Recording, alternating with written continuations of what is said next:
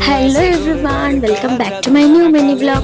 মাসির বাড়িতে গিয়ে আমি মাসিকে খাইয়েছিলাম চিকেন রান্না করে, আর রান্নাটা কিন্তু খুব ভালো হয়েছিল। খেতে খেতেই প্ল্যান হয়ে গিয়েছিল যে আমরা একটু মুভি দেখতে যাব। রেডি হওয়ার সময় চলে গেছিল কারেন্ট, কিন্তু কি করা যাবে, আমরা অন্ধকারের মধ্যে ঝটাপট রেডি হয়ে বেরিয়ে পড়লাম। অনেকটা লেট হয়ে গেছিল বেরাতে, আমাদের শো ছিল 4:30 আর আমরা বেরিয়েছিলাম 4:15। যেহেতু বাড়ির কাছে হলটা ছিল তাই খুব একটা প্রবলেম হয়নি। অনেকদিন ধরে প্ল্যান করছিলাম যে মুভিটা দেখতে যাব, কিন্তু সময়ের অভাবে হয়েই উঠছিল না।